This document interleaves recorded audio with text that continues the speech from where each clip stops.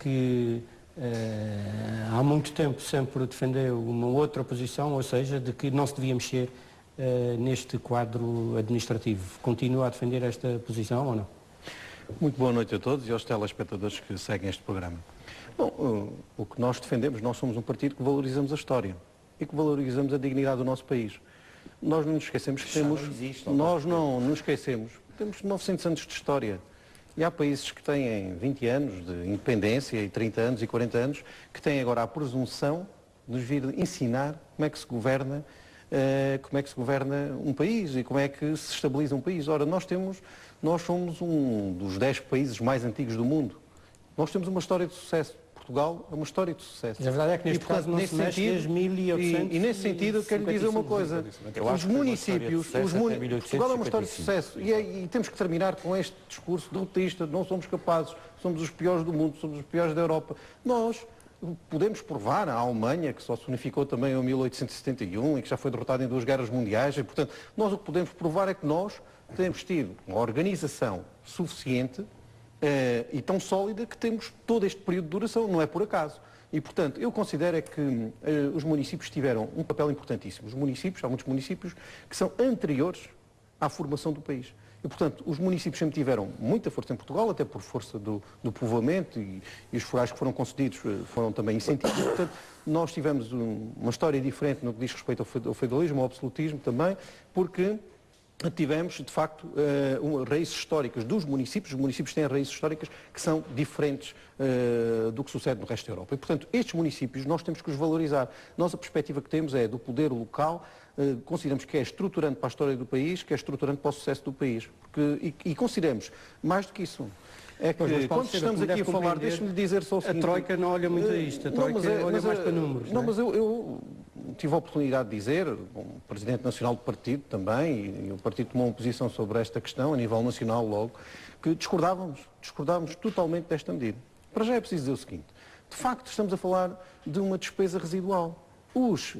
As transferências do Orçamento de Estado para as freguesias representam apenas 0,1%.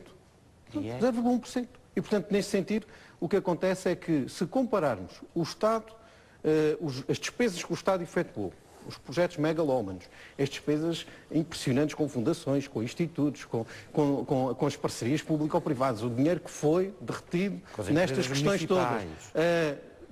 Nós chegamos à conclusão, nós temos que chegar à conclusão do seguinte, que eu quando olho para a evolução das nossas sociedades, das nossas freguesias, o que eu vejo é que aquele dinheiro, aquele contributo que tem sido dado às freguesias foi importantíssimo para melhorar a vida das pessoas. Muitas das questões que foram ultrapassadas depois do 25 de Abril foi porque as freguesias criaram realmente as infraestruturas para melhorar a vida das pessoas, porque estavam mais próximas, deram resposta às suas reivindicações e nós observámos que, enquanto o Estado gastou neste tipo de projetos que pouco contribuíram para a população e para o comum do cidadão, nas freguesias aquele dinheiro teve retorno. E por isso é que nós defendemos a manutenção das freguesias. E veja bem, quero lhe dar um exemplo muito concreto desta reforma com que eu não posso concordar. Se a aplicássemos aqui, e já vou à aplicação dos Açores a seguir, se a aplicássemos aqui, por exemplo, no Grupo Ocidental, em relação ao Corvo, não, porque o Corvo, o município do Corvo, a Câmara Municipal, absorve, de acordo com o Estatuto Político-Administrativo da região, as competências da freguesia. Mas no caso do Grupo Ocidental, veja, nas Flores, a Fajã Grande desaparece, a Fajãzinha desaparece, o Lajedo desaparece, a Lomba desaparece, o Mosteiro desaparece, a Caveira desaparece, o Cedros desaparece e Ponta Delgada desaparece. Portanto, isto significava que o poder local é completamente destruído, tanto numa ilha como a Ilha das Flores, em que teve um papel... Quem conhece as Flores considera, sabe que aquelas juntas desempenham um papel fundamental junto às populações. Portanto, nós não podemos aplicar isto. Deixa-me fazer então essa pergunta. Pegando do exemplo das Flores, faz sentido a ilha ter 2 concelhos, 2 câmaras municipais? Se conhecermos aquele que foi a história das Flores, em que as comunicações entre os 2 povoados eram quase impossíveis e durante muito tempo até foram feitos por mar, nós temos consciência que aquelas 2 comunidades realmente desenvolveram dinâmicas próprias, por as características, devido às características geográficas da ilha e às características históricas. E nós temos que ter em consciência isso. É evidente que o burocrata que vem de Berlim não percebe nada do que é que se passa em Portugal, nem percebe nada do que é que se passa na Ilha das Flores, mas nós temos que lhes ensinar. Nós estamos aqui para aceitar aquilo que nos dizem e dizer, bom, isto, a regra e esquadro, os senhores fazem assim. Isto já foi assim em África, que as fronteiras dos territoriais foram definidas a regra e esquadro e teve o efeito que os senhores conhecem. Portanto, o que eu lhe quero dizer em relação aqui à questão dos Açores é sossegar as pessoas em primeiro lugar. O Parlamento dos Açores, estou convencido disso, não vamos aplicar nada do que aqui está. Esta é a primeira questão, tenho a certeza absoluta que os nossos deputados não vão aplicar este tipo de critérios. Ou seja, não admite participar então numa comissão destas? Não participo na comissão para colocar como primeiro ponto a seguinte condição, que as populações sejam consultadas no âmbito do referendo local. Portanto, existe este instrumento, as pessoas devem ser consultadas e até podem, em algumas situações específicas, podem estar de acordo que a sua freguesia se junte a outra freguesia. Mas o primeiro critério de todos os outros, o primeiro critério que nós queremos, de facto, impor nesta comissão e transmitir nesta comissão é que não se extingue nenhuma freguesia nos Açores sem que a população local esteja de acordo. E depois deixo-lhe dizer também o seguinte, uma crítica ao Governo Regional nesta questão. O Governo Regional está, neste momento, a negociar um protocolo com o Governo da República para aplicar um memorando de entendimento. Ora, esta é uma das matérias que está no memorando de entendimento. Está. E nós não sabemos o que é que o Governo está a negociar neste âmbito. Porque se está a negociar todas as matérias, também está a negociar esta. E, portanto, o Governo Regional, até o momento, não nos disse que condições está a colocar no âmbito desta questão. Mas essa não depende do Governo, depende do Parlamento, não é? Mas depende da maioria política. E, portanto, eu estou preocupadíssimo. Se o critério fosse esse, o memorando de entendimento nem sequer fazia referência aos Açores, porque nós temos competências que foram perfeitamente atropeladas no memorando de entendimento. Foram assumidos compromissos por parte do Estado, que são funções e que são funções específicas e competência específica da região. E nós sabemos que constam lá no memorando de entendimento. Agora, o que nós consideramos, e por isso é que valorizamos esta iniciativa do CDS, é que recoloca a questão onde ela tem que estar, que é no Parlamento. E por isso é que consideramos que também que era importante que se criasse uma comissão própria para dar um sinal político forte ao Governo Regional e a todos os açorianos. Mas estamos aqui com uma proposta questão. Que é que gostaria... O caso, por exemplo, da Ilha do Curvo, onde, segundo os números e segundo um estudo que também vi aí, acho que é da responsabilidade da Associação de Municípios, o Curvo é a Câmara Municipal que tem uma média de relação rácio com habitantes, tem a média mais alta do país em termos de funcionários. São 40 funcionários da Câmara Municipal do Curvo. Sim, mas... Isso faz sentido para este argumento que o Dr. José Carlos Ferreira apresentou. Se me permite... As câmaras municipais substituem-se aos investimentos de outras instituições. Sim, o argumento é válido e por crescente razão que todos nós compreendemos, no Corvo ainda é um argumento mais válido e que tem maior importância. Porque nós temos que perceber a história demográfica da Ilha do Corvo. A Ilha do Corvo, na década de 80, tinha pouco mais que 300 habitantes e, portanto, estávamos ali a assistir a um fenómeno de despovoamento.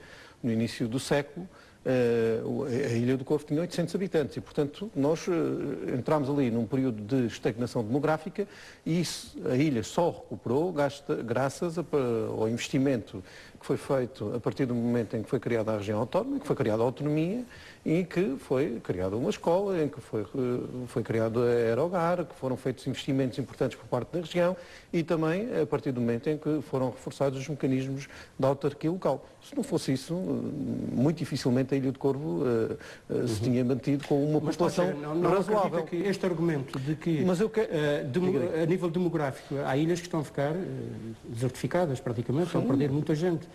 E faz sentido continuar sempre tudo na mesma, com menos gente? A Ilha de São Jorge perde 600 habitantes de 10 em 10 anos, por exemplo, que é uma coisa dramática. As Flores, por exemplo, também perdem centenas de habitantes. Então, pegando neste critério, neste argumento, acha que faz sentido que continue tudo na mesma? Não havendo gente e continuam sempre com os mesmos municípios, com o mesmo número de juntas de freguesia? Eu penso que o raciocínio tem que ser ao contrário. É que se não existisse poder local,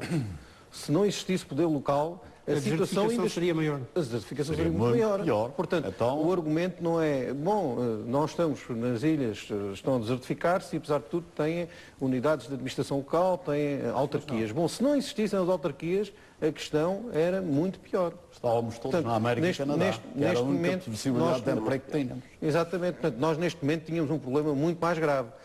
De alguma forma, o poder local é que tem estancado esta perda, porque as políticas regionais, devo dizer, têm sido profundamente erradas para o crescimento económico destas ilhas. Porque o que eu defendo, dá outro debate, porque o que eu defendo não é ilhas que sejam suportadas pelo orçamento regional, mas ilhas que criem riqueza. E, portanto, as políticas de coesão têm sido profundamente erradas, isso dá outro debate. Mas deixe-lhe dizer só duas coisas que são fundamentais.